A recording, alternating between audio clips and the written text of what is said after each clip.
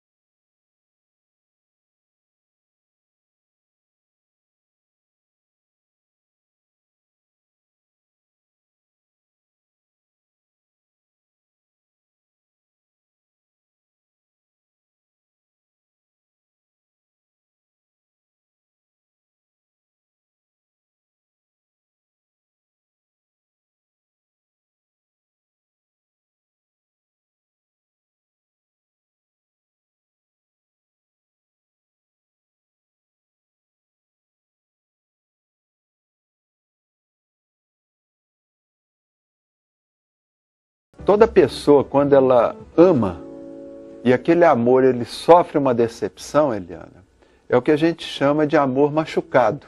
Aí esse amor machucado é o que a gente dá o nome de mágoa, ressentimento, ódio.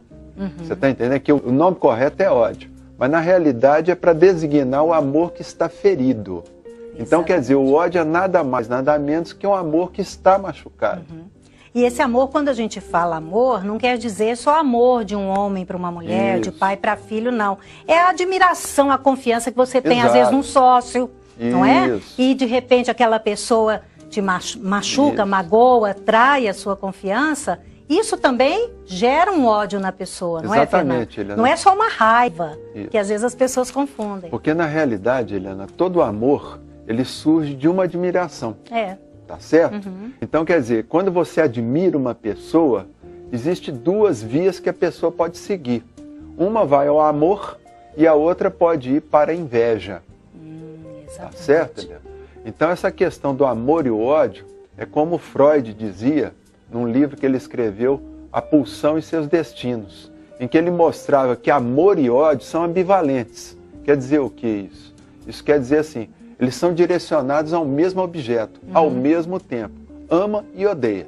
Exatamente. Então a gente só tem ódio de quem a gente um dia amou e que teve esse amor estremecido, né? Continua amando. Existe o psicanalista francês, Jacques Lacan, ele dizia o seguinte, que ele não conhecia nenhum amor sem ódio. Uma coisa puxa a outra. Uma coisa puxa a outra, e é absolutamente natural. É o que a gente, quando o Fernando escreveu esse livro, é interessante a gente falar isso, que ficou assim tão clara essa questão do ódio, da gente não ter vergonha de assumir que quando você está magoado com alguma coisa, você está com ódio. Com uma pessoa, você está com ódio dessa pessoa. Tirar aquela, desmistificar a palavra ódio. Exato. E aí a gente sempre brincava muito um com o outro. Quando um passava raiva no outro, a gente falava, ai, hoje eu estou te odiando. Às vezes eu falava isso para ele falava, então me perdoa. E vice-versa. Então isso faz com que o relacionamento fique mais leve. A gente assumir também. Porque tem muita gente doente, não é, Fernando? Que é de tanto ódio que está guardando dentro de si. Exatamente, Eliana. Porque, na realidade, quando você... Eu vou dar um exemplo aqui, fazer uma analogia. Quando a gente come uma picanha, uma comida deliciosa, uma feijoada, depois de 12, 14 horas, dentro da sua barriguinha, o que é que vai virar aquela comida? Dejeto. Ela vai virar dejeto, fezes. É a mesma coisa, o amor é uma coisa muito gostosa.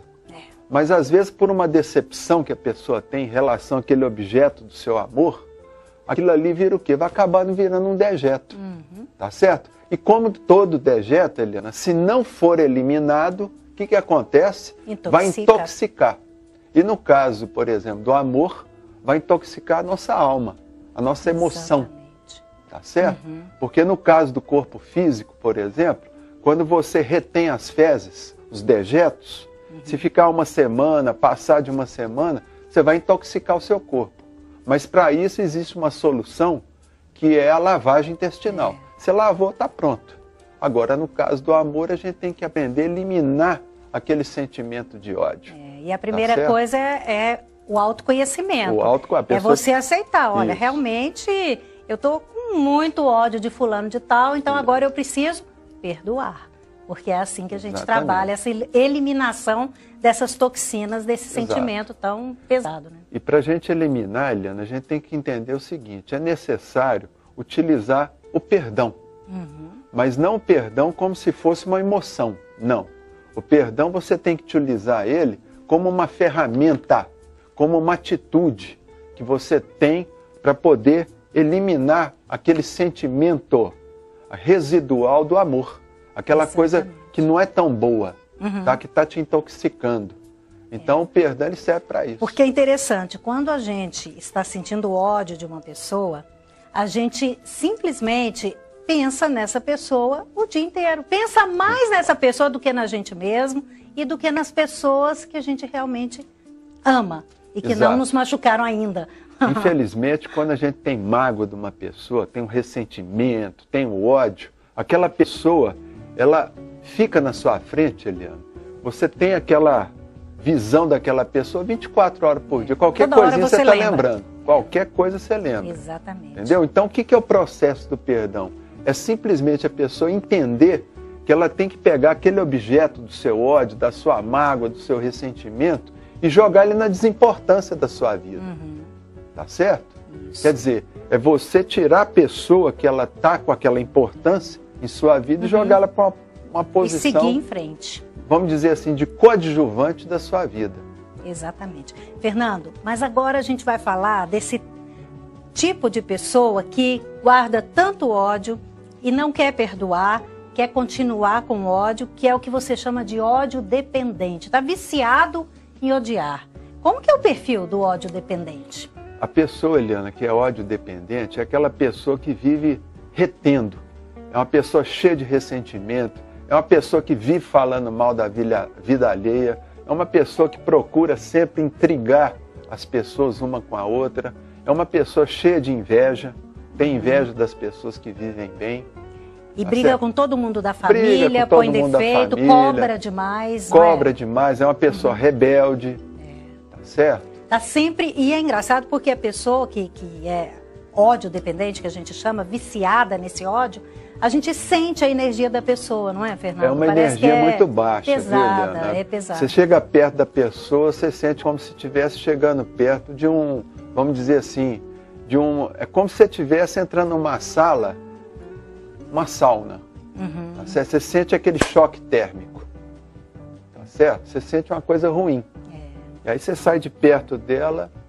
E por que as pessoas se tornam ódio dependentes? Qual a diferença de uma pessoa que está de bem com a vida, de vez em quando tem um ódio aqui, outro ali, né, que é normal, mas tem pessoas que elas querem permanecer com ódio dentro delas. Então, são pessoas, viu, Eliana, que geralmente elas acham que quando elas são magoadas por alguém, o fato dela perdoar, ela está fazendo uma concessão para outra pessoa. E não é bem assim. Quando você perdoa uma pessoa, você está se libertando daquele sentimento negativo, daquele peso que você está carregando, daquelas pedras que você está carregando. É como se não perdoar desse poder para aquela pessoa. Exatamente. Eu perdoo se eu quiser, o dia que eu quiser. E aí ela vai levando a vida sempre nessa amargura. Exatamente. Ele vai carregando um saco de batata a vida inteira. Podres. Batatas podres. Porque a gente sabe que a batata podre, ela vai, por causa da umidade, ela vai só aumentando peso. Então, quer dizer, o ódio é mais ou menos isso. É um saco de batata que vai ficar fedendo, cheirando mal e pesando cada vez mais. E isso, para a pessoa que é ódio dependente, ela pode... O que acarreta psicologicamente e fisicamente para ela? Eliana, quando a pessoa ela é ódio dependente, que ela sente essa compulsão em odiar, geralmente ela tem ódio por ela mesma também. Com certeza. E quando ela tem ódio por ela mesma, que a gente chama de auto-ódio, o que acontece? A pessoa vai começar a acarretar problemas, doenças, tá certo? Principalmente a depressão, tá? Porque quando a pessoa tem mágoa de si mesma, ela geralmente vai começar a buscar uma doença que leve a uma autoeliminação, que é o caso da depressão. E outra coisa, quando ela tem muita mágoa dos outros, muito ódio em relação aos outros, ela pode também começar a desenvolver doenças ligadas à pressão, à circulação. E tá até certo? Mentais, não é, Fernando? Mentais, claro. Porque ela começa, eu tenho a impressão que a pessoa fica com ela vai desenvolver ideias persecutórias, não fica? Ela começa a desenvolver transtornos obsessivos, geralmente persecutórios. Quer dizer, a pessoa fica com mania de perseguição. Tudo que está ruim na vida dela é culpa do outro, alguém me persegue, alguém não gosta de mim. É culpa do papai, fulano culpa quer da puxar mamãe. meu tapete. Exatamente. Está sempre na defensiva. Sempre. E sempre transferindo o problema dela para os outros. Tá que entendendo? Triste isso, É triste. É triste. E isso, por exemplo, a pessoa aprende às vezes na própria família, com os pais, esse tipo de remoer, esse tipo de comportamento? Geralmente, esse pessoal que é ódio dependente, tem pais com problemas. Tá? Pai que é um pai meio esquisito, a mãe mais esquisita ainda. Você está entendendo, Eliana? E são pessoas também cheias de rancor. Vive falando do governo, reclama do parente. Mas eu sou assim porque meu parente... o filho, quando cresce ouvindo isso demais, vai contaminando também, não é, Fernando? É tudo uma questão de padrão. Tá? Aquele padrão familiar. Você pode ver que um ódio dependente também tem pais complicados. Tá certo? E porque a gente vê também pessoas, às vezes, que são revoltadas sem motivo para serem. Sem motivo. E aí? Bom, e aí é o tal negócio. A pessoa, geralmente, que ela é revoltada, ela é uma pessoa que não sabe esperar. É uma pessoa que não sabe ter paciência, viu, Eliana? Com as coisas. Não sabe ter paciência com o ser humano, com a humanidade dos outros. Entendeu? E fica sempre querendo as coisas para elas. São pessoas muito egoístas. Tá? Não tem, elas querem tudo para elas. Não, eu que tenho que tirar vantagem, tá certo? Então, quer dizer, o ódio dependente, ele sofre, assim como qualquer tóxico dependente. Sofre. Sofre até a culpa também de ser uma pessoa tão rancorosa, Exatamente. Não é? São pessoas que têm dificuldade de escutar um não, tá? Também não sabem falar um não quando é necessário. Complicado isso. Não é?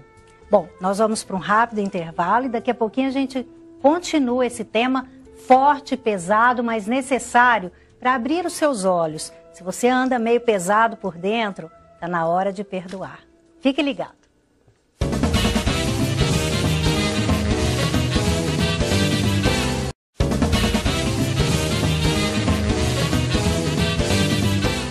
Estamos de volta e hoje falando sobre um vício mais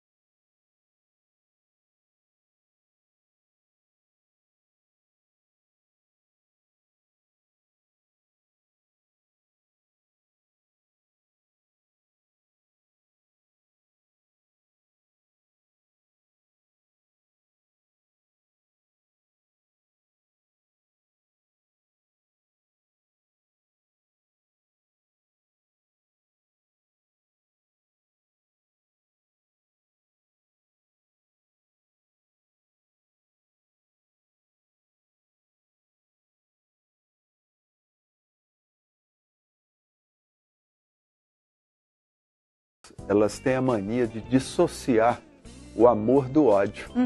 É isso aí que causa o problema na humanidade. Porque, na realidade, quando você diz assim, bom, o amor é divino, o ódio é uma coisa, vamos dizer assim, infernal. tá certo? Muita gente ouviu isso na sua religião, né? Muita gente. Então, o que acontece, Eliana? A pessoa, quando ela sente o ódio, ela desenvolve um sentimento de culpa. E esse sentimento de culpa, muitas vezes, ele vai levar a pessoa a quê? Ele vai levar a pessoa ao remorso. E o remorso leva a pessoa, de uma forma absolutamente inconsciente, a uma necessidade de se autopunir.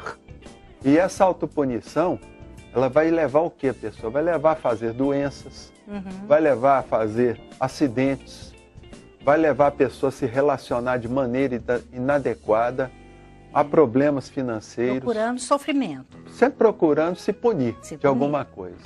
Como isso é complicado para o ser humano. É muito sério. E tudo porque ele acredita que odiar é uma coisa errada. Errado, é pecado. Mas é interessante, porque quando o Fernando terminou o livro, e a gente estava na fase de escolha de títulos, né? E eu ajudando o Fernando, um dos títulos que ele havia pensado para o livro dele é Cure o seu ódio e seja feliz. E aí eu comentei com ele, Fernando, se você colocar ódio num título, falar para a pessoa curar, ninguém assume que tem ódio. Mas se você perguntar para a pessoa, você tem mágoa de alguém? Ah, eu tenho uma mágoa do meu tio, eu tenho uma mágoa do meu pai, da minha mãe. Aí a pessoa assume, numa boa. Então a gente colocou, né, Fernando? Exato. Cure suas mágoas e seja feliz. A editora gostou também do título, porque é um título mais light, mas quando a pessoa vai ler o livro, ela vai entender que mágoa nada mais é do que ódio. É maquiado, né? O ódio está maquiado com a palavra mágoa, sem culpas. Porque as pessoas se culpam mais, principalmente quando acontece o quê? É de ter essa mágoa, vamos dizer assim, do pai, da mãe, de um irmão.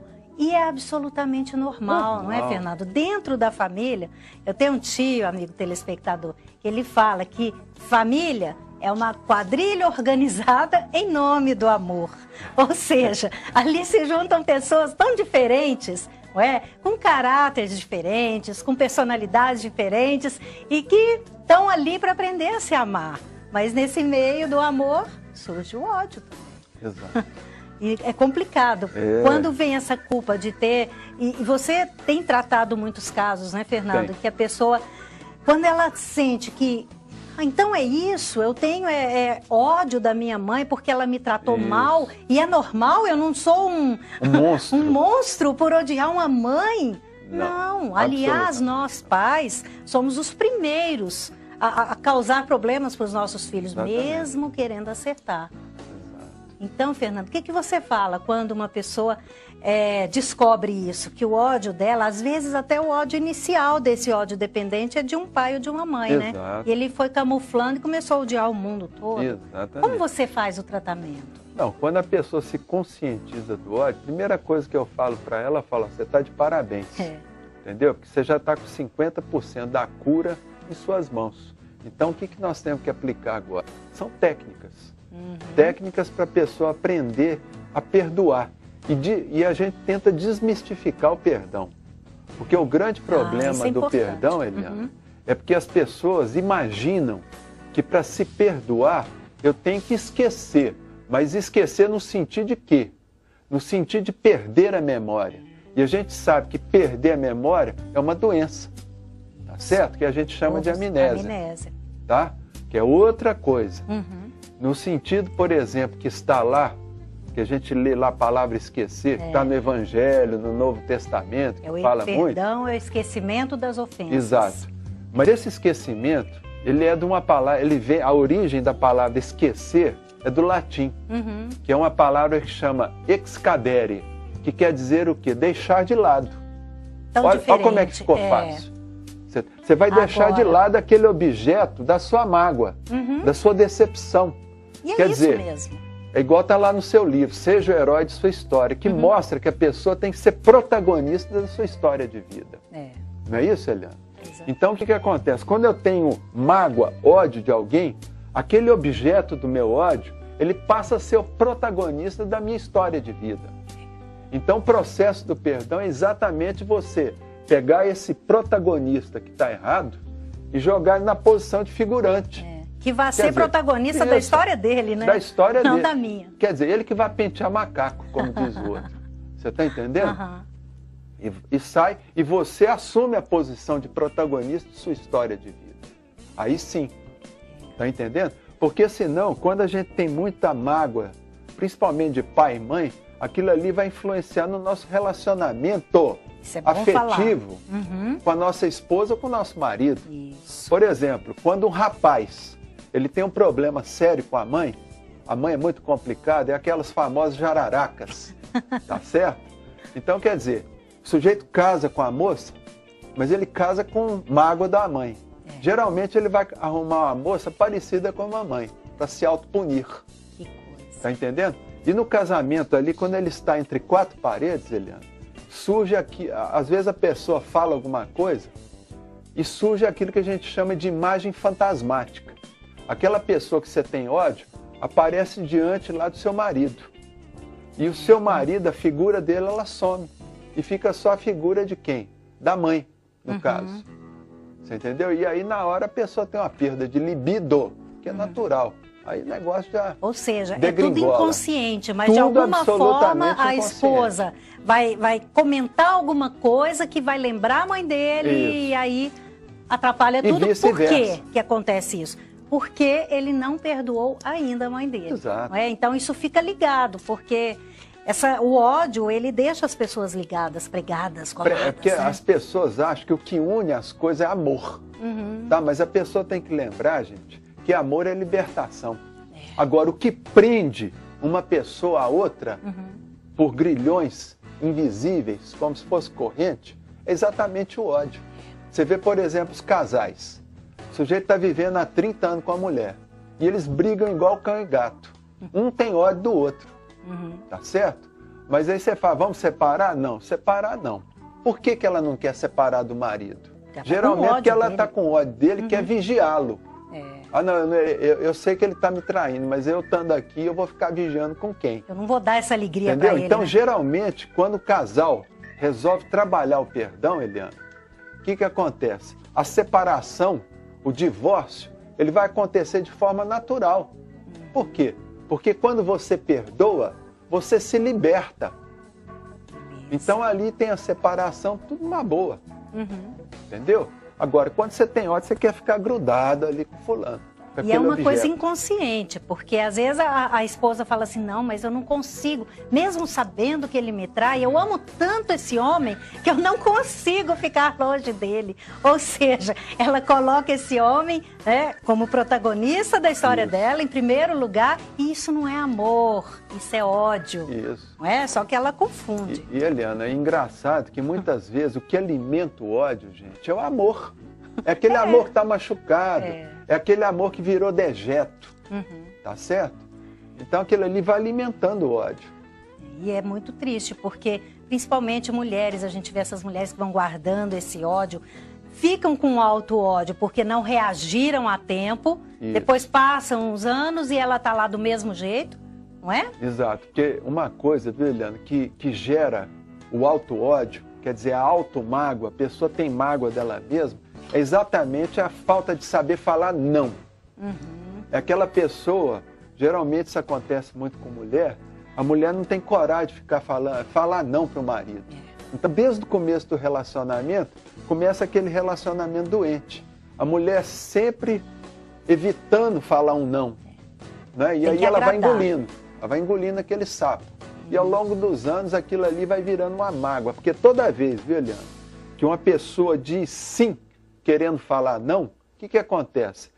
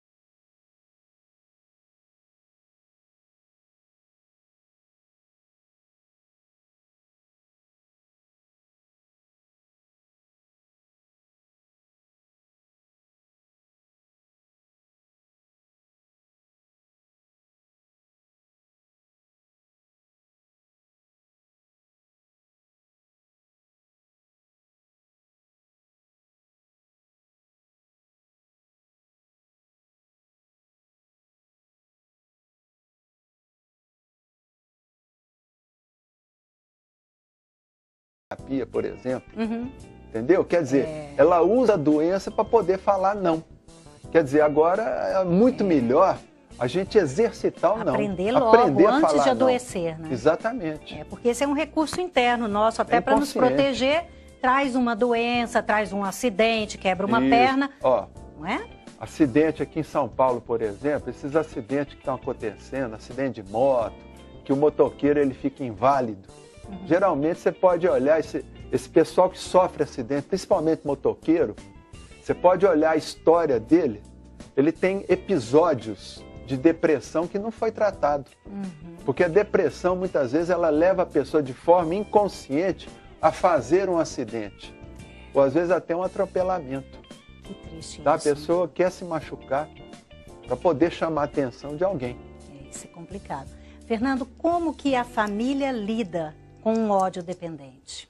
Primeiro, porque é difícil conviver. É complicado. É quase ódio... assim uma coisa que vai querendo contaminar todo mundo. O ódio dependente, ele é muito mal-humorado. Mal-humorado. Não diz bom dia, não diz boa noite. Nada, quer tudo para ele, fica cobrando dos pais, cobra dos irmãos, vocês têm que me dar atenção. É uma pessoa chata. Tá certo? Agora, como é que faz? Família primeiro tem que ter paciência. Tá certo? Se possível, a família tem que indicar essa pessoa, falar, meu filho, você vai fazer o seguinte, procura um psicoterapeuta, tá certo? Ou então um médico psiquiatra, porque às vezes precisa tomar remédio, a pessoa já está num processo de depressão, tá certo? E tem que exigir da pessoa, não pode ficar aceitando o sujeito. Aquele sujeito colocar limites, né? Não é? Tem que colocar limite e tem que dar uma solução para ele, você entendeu? Fala, ó, se você não quer tratar, é problema seu. É igual a pessoa que é tóxico dependente.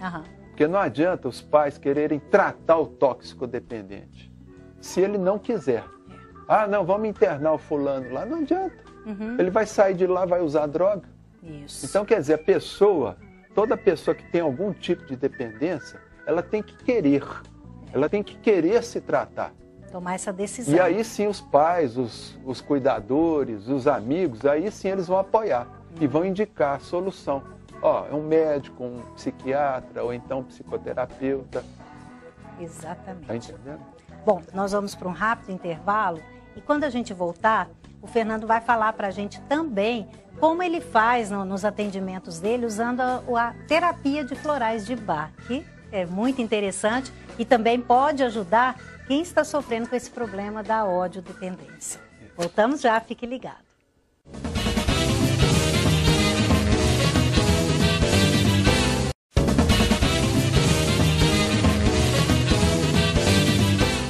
Estamos de volta e falando hoje sobre pessoas que têm o vício de odiar, de ressentir e o quanto isso é prejudicial a elas e aos seus relacionamentos.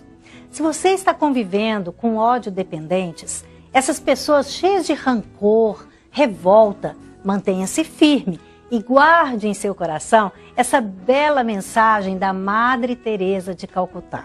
Ela diz o seguinte: muitas vezes as pessoas são egocêntricas, ilógicas e insensatas. Perdoe-as a si mesmo. Se você é gentil, as pessoas podem acusá-lo de egoísta, interesseiro. Seja gentil a si mesmo. Se você é um vencedor, terá alguns falsos amigos e alguns inimigos verdadeiros. Vença a si mesmo. Se você é honesto e franco, as pessoas podem enganá-lo. Seja honesto a si mesmo. O que levou anos para construir, alguém pode destruir de uma hora para outra. Construa a si mesmo. Se você tem paz, é feliz, as pessoas podem sentir inveja. Seja feliz a si mesmo. Dê ao mundo o melhor de você, mas isto pode nunca ser o bastante. Dê o melhor a si mesmo. Veja você que no final das contas é entre você e Deus. Nunca entre você e as outras pessoas. Bonito isso, Fernando, porque a gente estava falando sobre familiares, né? Como que eles vão lidar com... Não pode se deixar abalar. Tem pessoas, pais e mães, que são muito frágeis. Pega um filho revoltado, ódio dependente, que fica falando, vocês nunca me deram amor. E os pais começam a se sentir culpados com isso.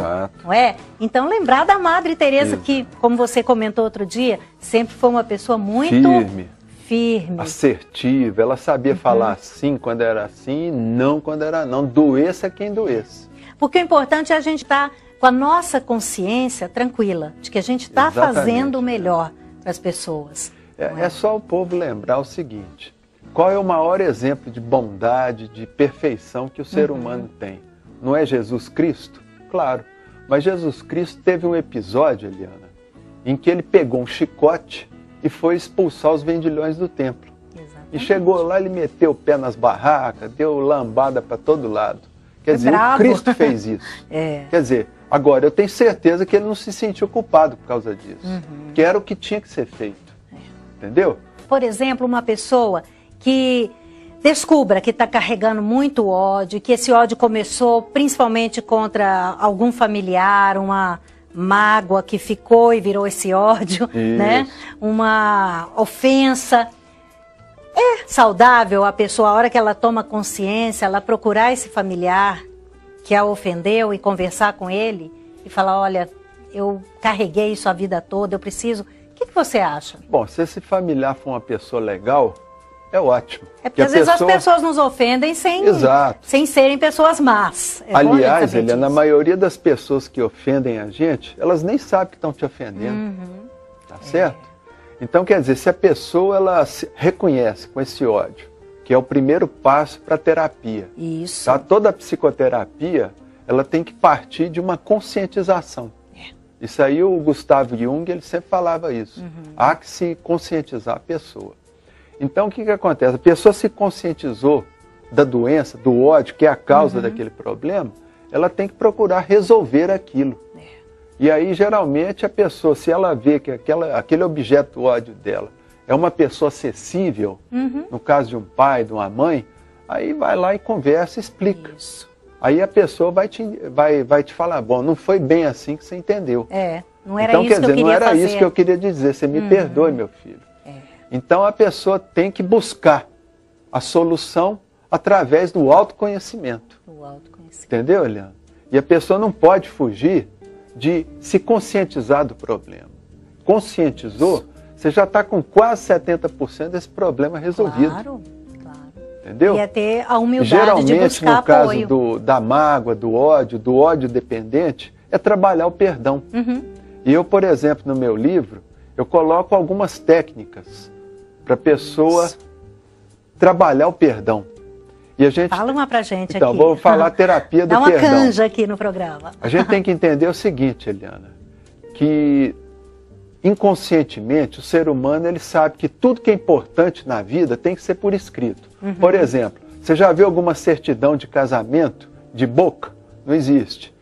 Quer dizer, escritura de imóvel de boca? Não. Então, a gente leva que tudo dentro de nós, que tudo que é importante tem que ser por escrito. Documentado. Então, a técnica que eu ensino no livro é exatamente a pessoa escrever. Ela pega lá 21 folhas de caderno, esse caderno universitário, e vai escrever a seguinte frase: eu me perdoo e perdoo fulano ou fulana.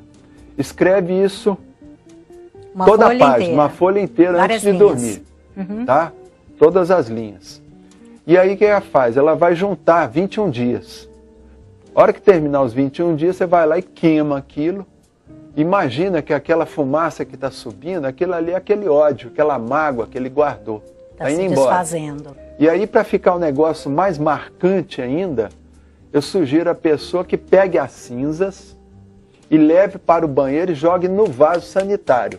Tomar consciência do que a gente sente já é maravilhoso. Quando a gente toma a decisão de perdoar, melhor ainda. O quanto isso traz alívio para a vida, né, Fernando? Claro. Prosperidade, saúde. Então, isso realmente faz a vida da gente transformar. E é uma coisa, viu, Eliana, que seu pai sempre falava.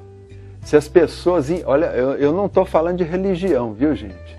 Mas se a pessoa entendeu o que está no Novo Testamento ou no Evangelho, e seguiu o que está no Evangelho no Novo Testamento, ela não vai precisar de médico, não vai precisar de psicólogo e nem de banqueiro. Porque a vida dela vai ser o quê? Próspera. E o que fala o tempo todo no Novo Testamento? Prosperidade. Perdão. Isso. Perdão. E o Cristo, ele fala isso direto. O tempo todo. Você vê uma coisa, por exemplo, o Pedro uma vez chegou para o Cristo: mestre, quantas vezes eu tenho que perdoar? 7 vezes? Aí o Cristo olhou para ele assim e falou, não é 7 vezes só, são 70 vezes 7 vezes. Quando o Cristo disse isso, eu imagino que ele quis dizer o seguinte, o perdão é uma ferramenta para você utilizar quantas e quantas vezes forem necessárias. Até porque a gente tem que ter consciência de que as feridas voltam a abrir, não é, Fernando? Quando você perdoa, Eliana... Porque a gente não esquece, a gente aqui, já falou isso, né? Quando a gente perdoa, é como se a gente estivesse colocando um band-aid na ferida. Isso. Tá? Mas, infelizmente, quando você encontra aquele objeto que você perdoou, muitas vezes ele vai te dar uma alfinetada. Vai te dar um coice, uma alfinetada, e aí o que acontece? O band-aid sai e começa a sangrar novamente. E aí você tem que novamente exercitar o perdão. Então o perdão tem que usar sempre. O perdão é uma ferramenta para a gente usar o tempo todo. Assim, para mostrar como que os pais servem de exemplo para os filhos. Se o pai faz uma boa ação, o filho está ali aprendendo, ele se sente motivado a fazer. Mas se o pai está ali cheio de ódio, agredindo os outros, o filho vai aprendendo também, não é? Exatamente, né? Isso aí é o que a gente chama de transferência. Né? Por exemplo, eu vejo muita mãe que tem ódio da mãe, quer dizer, da avó. E geralmente ela vai transferir aquele ódio dela para a filha, quando ela tem. A mãe da criança tem ódio da própria mãe. Da mãe ela vai transferir. Entendeu? Seria uma imagem também fantasmática? Também. Como se estivesse vendo a mãe dela ali numa outra mulher? Porque aí ela, como ela tem ódio da mãe, ela começa a ver os pequenos traços fisionômicos da mãe. Aí começa a despejar tudo em cima da filha. Aquela frustração, aquele ódio, qualquer coisinha implica com a filha, vive com o ciúme da filha, que às vezes a filha tem um relacionamento bom com o pai, aí a mãe fica com inveja da filha, e ciúme, e começa a despicar em cima da filha lá, todo aquele ódio, aquela frustração. Que coisa. Como é complicado esse sentimento de ódio e como ele também gera dependência. É bom a gente tomar cuidado. Se você puder, leia o livro Cure Suas Mágoas e Seja Feliz, que é o livro do nosso convidado de hoje, o psicoterapeuta, escritor Fernando Vieira Filho. Para você entrar em contato com ele, acesse o site dele, www.harmoniaconflorais.com. Nesse site, você vai ter link para vários blogs do Fernando, cada um mais interessante sobre o comportamento humano. Ou para entrar em contato por telefone, você pode ligar para DDD 11 996840463. 996840463. E você também faz atendimentos pelo Skype. O Fernando tem vários clientes de outros países, justamente porque é importante a pessoa querer mudar a própria vida. Muito obrigada, Fernando. Eu que agradeço, Eliana, estar aqui no programa, na TV Mundi, que é uma televisão que se preocupa com esse aspecto humano. Então é muito importante. Isso é um prazer e uma honra estar aqui. E o Fernando estará sempre com a gente também, porque agora ele faz parte do quadro Vida a Dois, em que eu faço com ele em alguns dos nossos programas. Então, vamos estar sempre junto comentando assuntos que interessam aos casais. Muito obrigada, Fernando. Muito obrigado, Eliana. Amigo e amiga telespectadora, hoje refletimos muito que guardar mágoas, ódio, agora você já sabe, é o mesmo que armazenar veneno dentro de si próprio. E aos poucos, esse veneno acaba intoxicando o seu corpo e a sua mente. E a dificuldade de perdoar, de acordo com o nosso convidado, acontece porque ainda amamos o objeto do nosso odiar. Olha só que filosófico. E também porque acreditamos que para perdoar temos que esquecer, no sentido de perder a memória. Ora, para perdermos a memória, temos que sofrer amnésia, que vem através de uma lesão cerebral, AVC, etc. O que devemos fazer é esquecer, no sentido de deixar de lado. Isso é, tirar a importância que o nosso objeto de ódio teve ou continua tendo em nossa vida. Assim, o perdoar é você relegar o ofensor à desimportância em sua vida. É tirar da pessoa que o magoou a posição de protagonista da sua história de vida, colocando-a de volta na posição de coadjuvante, melhor ainda, na de figurante mesmo da sua própria história. Vamos então à nossa inspiração do dia, que também está no livro Cure Suas Mágoas e Seja Feliz, de Fernando Vieira Filho.